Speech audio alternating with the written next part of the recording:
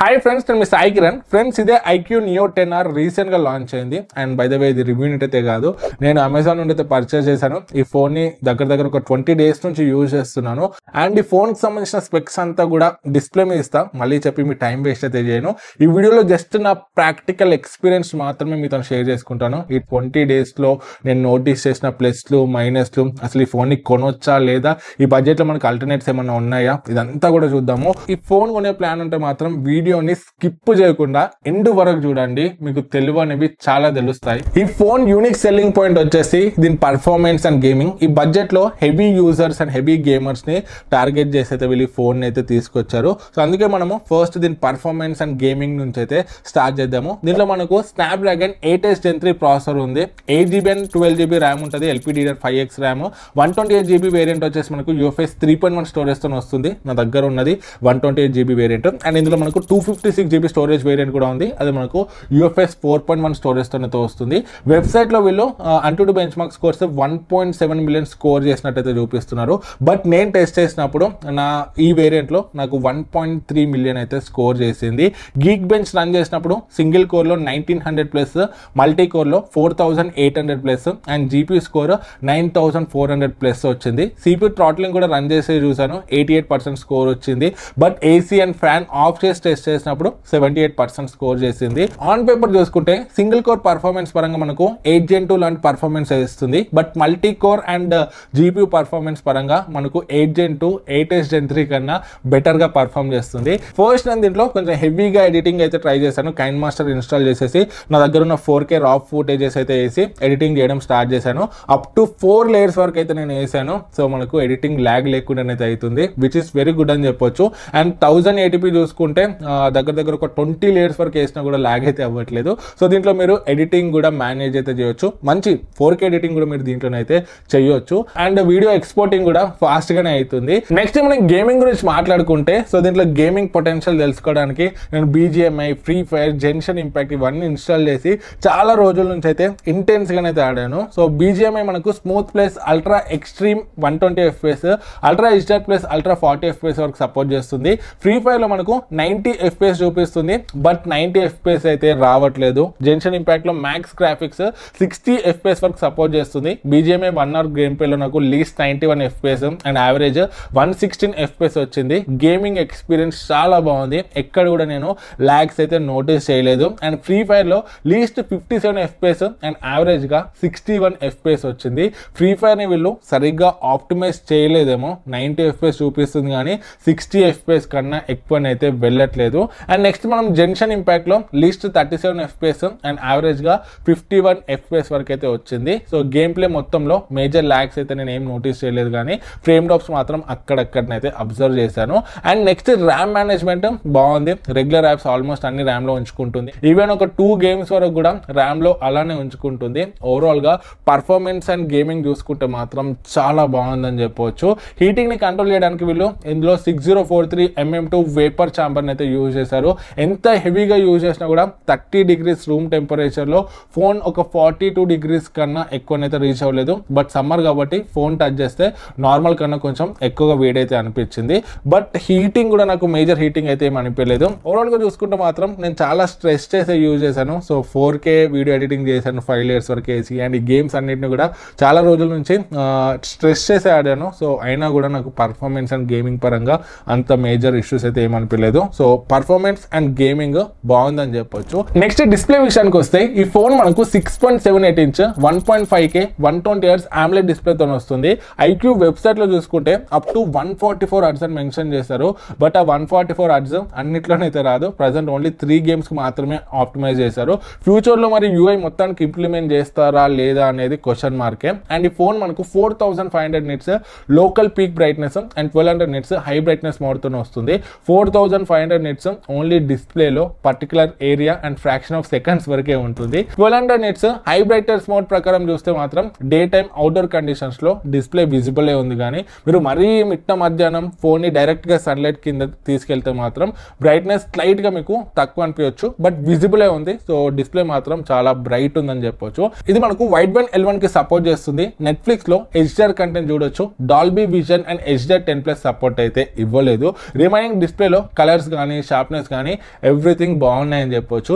Even screen bezels కూడా తక్కువ ఉండడం వల్ల డిస్ప్లేలో కంటెంట్ చూస్తుంటే ఒక మంచి ఎక్స్పీరియన్స్ అయితే వస్తుంది. నెక్స్ట్ మనం ఆడియో డిపార్ట్మెంట్ చూసుకుంటే ఇందులో మనకు డ్యూయల్ స్టీరియో స్పీకర్స్ అయితే ఇచ్చారు. ఎటువంటి డాల్బీ అట్మాస్, డిటిఎస్ ఆడియో అయితే ఇవ్వలేదు. వైడ్ ఇయర్ ఫోన్స్ పెట్టుకున్నప్పుడు మనకు హైరేస్ ఆడియో సపోర్ట్ అయితే వస్తుంది.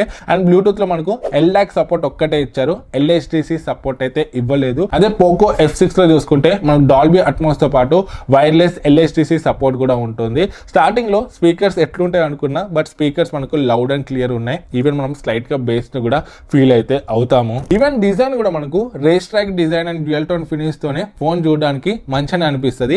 ఇన్ హ్యాండ్ ఫీల్ కూడా మనకు బాగుంది. హైయర్ కెపాసిటీ బ్యాటరీ ఇచ్చినప్పటికీ ఫోన్ మరీ హెవీ లెక్కనైతే ఏమనిపించలేదు. సో వెయిట్ బ్యాలెన్స్ కూడా ఓకే అని చెప్పొచ్చు. డిస్ప్లే ప్రొటెక్షన్ కోసం ఇందులో స్కూట్ సెన్సేషన్ UP గ్లాస్ అయితే యూజ్ చేశారు. సిమిలర్ ప్రైస్ లో వచ్చే పోకో F6 మనకు గొరిల్లా గ్లాస్ విక్టర్స్ 2 తోనైతే వస్తుంది. In terms of protection Gorilla Glass దీనికన్నా కొంచెం స్ట్రాంగ్ గానైతే చెప్పొచ్చు. నెక్స్ట్ మనం బ్యాటరీ అండ్ ఛార్జింగ్ విషయానికి వస్తే ఈ ఫోన్ మనకు మ్యాసివ్ 6500 mAh బ్యాటరీతో వస్తుంది. 80 వాట్స్ ఫాస్ట్ ఛార్జింగ్ సపోర్ట్ చేస్తుంది. బాక్స్ లో మాత్రం మనకు 90 వాట్స్ ఫాస్ట్ ఛార్జర్ అయితే ఇచ్చారు. వైర్లెస్ ఛార్జింగ్ సపోర్ట్ అయితే ఇవ్వలేదు. సో ఇచ్చుంటే బాగుంది అనిపించింది నాకు. రివర్స్ ఛార్జింగ్ ఇచ్చినా బాగుండేది. సో ఈ ఫోన్ ని నేను మల్టిపుల్ సినారియోస్ లో అయితే టెస్ట్ చేశాను. ఒక నార్మల్ యూజర్ లెక్క టెస్ట్ చేశాను, మీడియం యూజర్ లెక్క టెస్ట్ చేశాను, and heavy games, heavy editing చేసి కూడా యూజ్ చేశాను. 3 సినారియోస్ లోనైతే నేను టెస్ట్ చేశాను. బ్యాటరీ మనకు ఎంత డ్రైన్ అవుతుందో చెక్ చేద్దామని చెప్పేసి మనకు స్క్రీన్ ఆన్ టైం చూసుకుంటే మనం నార్మల్ గా యూజ్ చేస్తే 7 hours plus screen on time అయితే వస్తుంది. అదే normal plus heavy usage, moderate usage చేస్తే 6 hours ప్లస్ వస్తుంది. బట్ మనం ఓన్లీ గేమ్స్ ఆడుకుంటే హెవీగా యూజ్ చేస్తే మాత్రం మనకు ఒక 5 hours వరకు స్క్రీన్ ఆన్ టైం అయితే వస్తుంది. అండ్ ఛార్జింగ్ స్పీడ్ చూసుకుంటే కూడా 2% నుంచి 100% ఛార్జ్ అవ్వడానికి నాకు 1 hour 15 minutes వరకు టైం అయితే తీసుకుంది. సో ఛార్జింగ్ టైంలో ఫోన్ ఎక్కువ హీట్ ఏం కాలేదు, బట్ ఛార్జింగ్ అడాప్టర్ చూసుకుంటే మాత్రం హీట్ అయితే అయింది. సేమ్ ప్రాబ్లం నేను iQOO Neo 7 Pro లో కూడా అబ్జర్వ్ చేశాను. ఇక్కడ కూడా మనకు చార్జర్ గడ్డన్ అయితే హీట్ అవుతుంది. బ్యాటరీ బ్యాకప్ బాగానే ఉంది, కాకపోతే ఇది 6400 mAh బ్యాటరీ కాబట్టి నేను కొంచెం ఎక్కువ బ్యాటరీని అయితే ఎక్స్పెక్ట్ చేశాను. సో నాకు నార్మల్ ఒక 5500 mAh బ్యాటరీ లెక్కనే అనిపించింది. నెక్స్ట్ మనం కెమెరాస్ విషయానికి వస్తే బ్యాక్ సైడ్ మనకు డ్యూయల్ కెమెరా సెటప్ వస్తుంది. 50 MP main camera, Sony 882 sensor, OIS కి సపోర్ట్ చేస్తుంది. And 8 MP ultra wide angle lens and front మనకు 32 MP కెమెరాని అయితే ఇచ్చారు. బ్యాక్ కెమెరాని యూజ్ చేసి మాక్సిమం 4K 60 FPS లో వీడియోస్ ని రికార్డ్ చేయొచ్చు. అల్ట్రా వైడ్ యాంగిల్ యూజ్ చేసి 1080p 30 FPS, ఫ్రంట్ కెమెరాని యూజ్ చేసి 4K 30 FPS వరకు వీడియోస్ అయితే రికార్డ్ చేయొచ్చు, విచ్ ఇస్ గుడ్ అని చెప్పొచ్చు. ఇంతకు ముందు లాగా 1080pకే లిమిట్ అయితే చేయలేదు. మెయిన్ కెమెరా నుంచి డే లైట్ లో ఫొటోస్ బాగానే వస్తున్నాయి. కలర్స్ క్లోజ్ టు న్యాచురల్ ఉన్నాయి. ఫొటోస్ లో డీటెయిల్స్ కూడా బాగానే ఉన్నాయి. ఈవెన్ డైనమిక్ రేంజ్ కూడా నాకైతే బాగానే అనిపించింది. ఈవెన్ లో లైట్ లో కూడా మెయిన్ కెమెరా బాగానే పర్ఫామ్ చేస్తుంది. కొంచెం జూమ్ చేసిన డీటెయిల్స్ కూడా నాకు ఎనఫ్ అనిపించినాయి. Even main camera video quality కూడా నాకు మంచిగా అనిపించింది. బట్ స్టెబిలైజేషన్ పైన వీళ్ళు ఇంకొంచెం వర్క్ అయితే చేయాలి. వీడియోస్ అంత స్టేబుల్ గానే అయితే లేవు. మీరు అల్ట్రా స్టెబిలైజేషన్ ఆన్ చేసుకుంటే స్టేబుల్ గానే వస్తుంది, బట్ వీడియో కొంచెం క్రాప్ అవుతుంది. అండ్ వీడియో 1080p లోనే రికార్డ్ అయితే అవుతుంది. అండ్ నెక్స్ట్ లో లైట్ లో నాకు main camera video quality below average అనిపించింది. సరిగ్గా ఫోకస్ చేసుకోవట్లేదు. అండ్ బ్యాక్గ్రౌండ్ లో లైట్ ఉన్నప్పుడు మన ఫేస్ ని డార్క్ చేసి చూపిస్తుంది. నెక్స్ట్ మనం అల్ట్రా వైడ్ యాంగిల్ కెమెరా చూసుకుంటే డే లైట్ లో మనకు పర్లేదు, మంచిగా మేనేజ్ చేస్తుంది. Ultra wide angle and main కెమెరాకి మధ్యలో మనం షిఫ్ట్ అయినప్పుడు నాకు కలర్స్ అప్పుడప్పుడు క్లోజ్ అనిపిస్తున్నాయి. అప్పుడప్పుడు మాత్రం మనకు అల్ట్రా వైడ్ యాంగిల్ లో తీస్తే కొంచెం different colours and main sensor లో తీస్తే కొంచెం కలర్స్ డిఫరెంట్ గానే అనిపించినాయి. అప్పుడప్పుడు మాత్రం సిమిలర్ గానే అనిపించినాయి. లో లైట్ లో చూసుకుంటే మాత్రం అల్ట్రా వైడ్ యాంగిల్ లెన్స్ మాత్రం చాలా అంటే చాలా యావరేజ్ అనిపించింది నాకు. చాలా నాయిస్ వస్తుంది అండ్ డార్క్ గా వస్తున్నాయి. So ultra wide angle lens ఇచ్చినప్పుడు దీన్ని ఇంకొంచెం బెటర్ గా ఇచ్చుంటే బాగుంది అనిపించింది. బట్ డే లైట్ కండిషన్స్ లో డీటెయిల్స్ అండ్ మనకు వైడ్ ఏరియానే కవర్ అయితే చేస్తుంది. నెక్స్ట్ ఫ్రంట్ కెమెరా చూసుకుంటే డే లైట్ లో ఫొటోస్ బాగానే వస్తున్నాయి. ఫేస్ కి కొంచెం బ్యూటీ యాడ్ చేస్తుంది, బట్ డీటెయిల్స్ అయితే పర్లేదు, మేనేజ్ అయితే చేస్తుంది. కలర్స్ కూడా most of the times natural colours నే క్యాప్చర్ చేస్తుంది. లో లైట్ లో మాత్రం ఫొటోస్ కొంచెం సాఫ్ట్ వస్తున్నాయి. లైట్ మరీ తక్కువ ఉన్న ఏరియాలో క్యాప్చర్ చేస్తే అంత మంచి అవుట్పుట్ అయితే రావట్లేదు. సో బెటర్ మీరు లో లైట్ లో ఫ్రంట్ స్క్రీన్ ఫ్లాష్ ఆన్ చేసి ఫొటోస్ అయితే క్యాప్చర్ చేయండి. అప్పుడు ఫొటోస్ కొంచెం సాఫ్ట్ గా వచ్చినా కొంచెం చూడడానికి అయితే మంచిగా ఉంటున్నాయి. అండ్ ఫ్రంట్ కెమెరాతోనే నేను కొన్ని వీడియోస్ కూడా రికార్డ్ చేసి చూసాను. వీడియో క్వాలిటీ బాగానే ఉంది. మనకు డీటెయిల్స్ కానీ డైనామిక్ రేంజ్ కానీ మంచిగానే అనిపిస్తుంది. కాకపోతే మనకు క్రాప్ చేసి అయితే వస్తుంది వీడియో. సో దీన్ని వీళ్ళు ఇంకా అప్డేట్లోనైతే ఫిక్స్ అయితే చేయలేదు. అండ్ మనము నైట్ కండిషన్స్లోకి వెళ్తే, లో లైట్ కండిషన్స్లోకి వెళ్తే మనకు ఫ్రంట్ కెమెరా వీడియో అనేది ఓకే ఉంది. మనకు same wide wide angle lens లెక్కనైతే అనిపించింది. కొంచెం డార్క్ వస్తుంది, అట్ ద సేమ్ టైం మనకు కొంచెం నాయిస్ కూడా యాడ్ అయితే అవుతుంది మరీ లో లైట్ కండిషన్స్ లోకి వెళ్ళినప్పుడు. ఇక పోర్ట్రేట్స్ విషయానికి వస్తే దీంట్లో మనకు టెలిఫోటో లెన్స్ ఏం లేదు, డెడికేటెడ్ గా మెయిన్ కెమెరా యూజ్ చేసే మనకు పోర్ట్రేట్స్ అయితే వస్తాయి. మనకు main camera and front camera రెండు కూడా డే లైట్ లో 90% ఆఫ్ ద టైమ్స్ మనకు ఎక్సలెంట్ పోర్ట్రేట్స్ అయితే క్యాప్చర్ చేస్తున్నాయి. మనకు ప్రాపర్ గా బ్లర్ చేసుకుంటుంది అండ్ బ్యాక్గ్రౌండ్ లో డెప్త్ అంతా కూడా న్యాచురల్ గా అనిపించింది. సో ఓవరాల్ గా చూడడానికి మాత్రం పోర్ట్రేట్ షాట్స్ నాకు చాలా బాగా అనిపించింది. ఎడ్జ్ డిటెక్షన్ కూడా బాగుంది, most of the times miss అయితే చేయట్లేదు. కొన్ని డిఫికల్ట్ సిచ్యుయేషన్స్ లో మనకు కొంచెం ఎడ్జెస్ లో అదైతే కనిపిస్తుంది. ఇందులో మనము పోర్ట్రేట్ వీడియోస్ ని కూడా 1080p లో బోత్ ఫ్రంట్ అండ్ బ్యాక్ కెమెరాని యూజ్ చేసి రికార్డ్ అయితే చేయొచ్చు. మీరు స్టేబుల్ గా ఒక దగ్గర నించొని ఉంటే ఓకే, బట్ మీరు కొంచెం మూవ్మెంట్ ఇస్తే మాత్రం బ్యాక్గ్రౌండ్ ని సరిగా బ్లర్ అయితే చేయలేకపోతుంది. సో ఈజీగా అర్థమైపోతుంది అది ఆర్టిఫిషియల్ బ్లర్ లెక్క. ఓవరాల్ గా చూసుకుంటే కెమెరాస్ నేను మరీ ఎక్సలెంట్ అని చెప్పడం, అట్లానే మరీ వరస్ట్ అని చెప్పడం. ఇది ఒక గేమింగ్ సెంట్రిక్ ఫోన్. సో మీరు performance and gaming me priority అయ్యి ఈ ఫోన్ ని తీసుకుంటే కెమెరాస్ ఓకే అని చెప్పొచ్చు, మంచిగానే ఉన్నాయి. మరీ వరస్ట్ కాదు, అట్లానే మరీ ఎక్సలెంట్ అయితే కాదు. అట్లా కాదు నాకు పర్ఫార్మెన్స్ కొంచెం మీడియం ఉన్నా ఓకే, బట్ నాకు కెమెరాస్ మెయిన్. నాకు ఫొటోస్ మంచిగా రావాలి, వీడియోస్ మంచిగా రావాలంటే మేము రీసెంట్గా రివ్యూ చేసినాం నథింగ్ ఫోన్ 3 తీసుకోండి. దాంట్లో మనకు ఫొటోస్ చాలా బాగున్నాయి, ఫొటోస్ కానీ వీడియోస్ కానీ కెమెరా పర్ఫార్మెన్స్ దాంట్లో మాకు బాగా అనిపించింది కంపేర్ టు ఈ ఫోన్. అండ్ ఇంకొకటి అట్లీస్ట్ నెక్స్ట్ అప్డేట్లోనైనా ఫ్రంట్ కెమెరా క్రాప్ అవ్వడం ఫిక్స్ చేసి ఆ స్టెబిలైజేషన్ ని ఇంకొంచెం ఇంప్రూవ్ చేస్తే బాగుంటుంది. ఈ ఫోన్ లో మనకు హ్యాప్టిక్ ఫీడ్బ్యాక్స్ బాగున్నాయి, టైపింగ్ చేస్తుంటే స్ట్రాంగ్ వైబ్రేషన్ ఫీల్ అయితే వస్తుంది. నెక్స్ట్ మనకు కనెక్టివిటీ గురించి మాట్లాడుకుంటే ఈ phone dual nano SIM slot తో వస్తుంది. ఒకేసారి 2 సిమ్ కార్డ్స్ ని మాత్రమే యూజ్ చేసుకోవచ్చు. మైక్రో SD కార్డ్ స్లాట్ అయితే ఇవ్వలేదు. Wifi 6 dual band wifi and Bluetooth 5.4 తో వస్తుంది. 10 5G బ్యాండ్స్ తో వస్తుంది. Dual band wifi 5G plus and VoNR కి కూడా సపోర్ట్ చేస్తుంది. Wifi and mobile data speeds మీరు ఇక్కడ చూడొచ్చు. నెట్వర్క్ స్పీడ్స్ బాగున్నాయి, నాకైతే కనెక్టివిటీ పరంగా ఎక్కడ కూడా ఇబ్బంది అయితే అనిపించలేదు. ఇన్ఫాక్ట్ ఇయర్ పీస్ మనకు చాలా లౌడ్ అండ్ క్లియర్ ఉంది. మైక్రోఫోన్ కూడా మన వాయిస్ ని మంచిగా పిక్ చేసుకుంటుంది. నేను చాలా కాల్స్ కూడా మాట్లాడి చూసాను, నాకు మంచిగా అనిపిస్తుంది. అవతల వాళ్ళకి కూడా నేను మాట్లాడేది క్లియర్ గా అనిపిస్తుంది. ఇందులో మనకు optical in display finger print scanner అయితే ఇచ్చారు. మోస్ట్ ఆఫ్ ద టైమ్స్ మనకు ఫాస్ట్ అండ్ అక్యురేట్ గానే అన్లాక్ అవుతుంది. ఈ phone out of the box మనకు Android 15 అండ్ FunTouch OS 15 తో వస్తుంది. 3 years major OS updates, 4 years security patch updates ఇస్తామని అయితే వీళ్ళు అంటున్నారు.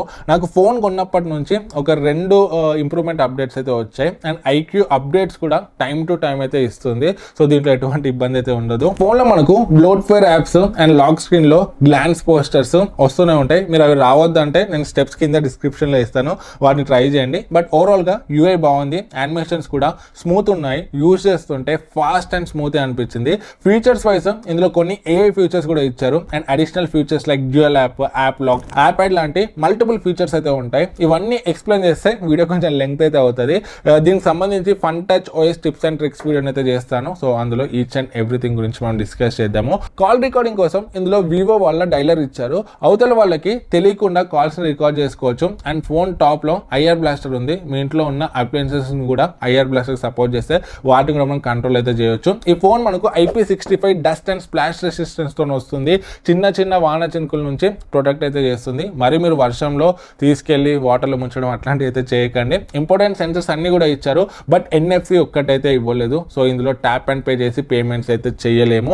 అండ్ స్టిల్ ఇది USB 2.0 పోర్టే ఇచ్చారు. USB 3.0 పోర్ట్ ఇచ్చుంటే బాగుంది అనిపించింది. నేను SSD కూడా పెట్టి చెక్ చేశాను, బాగానే డిటెక్ట్ చేసుకుంటుంది. బట్ డేటా ట్రాన్స్ఫర్ స్పీడ్స్ అనేవి కొంచెం స్లోన్ అయితే ఉన్నాయి. సో USB 3.0 అండ్ NFC ఇచ్చుంటే బాగుంది అనిపించింది. మనం 25,000 రూపీస్ వరకు పెడుతున్నాం. ఫ్రెండ్స్ ఇక ఫైనల్ గా కంక్లూషన్ కి వస్తే మరి ఫోన్ ని తీసుకోవచ్చా? ప్రెసెంట్ దీని బేస్ వేరియంట్ మనకు 28,000 ప్లస్ ఉంది. నేను మాత్రం దీన్ని ఫస్ట్ సెల్ లో 25,000 కే పర్చేస్ చేశాను. ఒకవేళ మీకు పర్ఫార్మెన్స్ అండ్ డిస్ప్లేతో పాటు brand value, after cell support and better battery life కావాలంటే ఈ ఫోన్ అయితే మీరు కన్సిడర్ చేయొచ్చు. అది కూడా 25,000 ఆర్ బిలో వస్తేనే కన్సిడర్ చేయండి. లేదంటే దీనికన్నా తక్కువ ప్రైస్ లో లాస్ట్ ఇయర్ మనం రివ్యూ చేసిన పోకో F6 ప్రజెంట్ 23K వస్తుంది. ఈ ఫోన్ తో కంపేర్ చేస్తే పోకో F6 లో బేస్ వేరియంట్ మనకు 256GB UFS 4.0 స్టోరేజ్ తో వస్తుంది. IR blaster, NFC, Dolby Atmos and even cameras కూడా అందులో ఇంకా బాగుంటాయి. కాకపోతే కంపేర్ టు IQ పోకోలో స్క్రీన్ ఆన్ టైం కొంచెం తక్కువ వస్తుంది. సో ఓవరాల్ గా మీకు బ్యాటరీ కొంచెం తక్కువ వచ్చినా పర్లేదు, బ్రాండ్ అసలు మ్యాటర్ కాదు. ఓవరాల్ వాల్యూ మ్యాటర్స్ అంటే మాత్రం పోకో F6 స్టిల్ మీకు better value for money option అయితే అవుతుంది. ఐ హోప్ ఈ ఫోన్ గురించి మీకు ఒక క్లారిటీ వచ్చింది అనుకుంటున్నాను. సో ఇదనే కాదు, మేము చాలా ప్రోడక్ట్స్ ని కొని వాటిని టెస్ట్ చేసి రివ్యూస్ రివ్యూస్ అయితే చేస్తుంటాము. సో ఇట్లాంటి రివ్యూస్ కోసము మన ఛానల్కి సబ్స్క్రైబ్ అవ్వడం అస్సలు మర్చిపోకండి. ఏం డౌట్స్ ఉన్న కామెంట్స్లో అడగండి, మాక్సిమం రిప్లై ఇవ్వడానికి ట్రై చేస్తాను. వీడియో నచ్చితే లైక్ చేయడం కూడా మర్చిపోకండి. మళ్ళీ నెక్స్ట్ వీడియో కలుద్దాం. జై హింద్.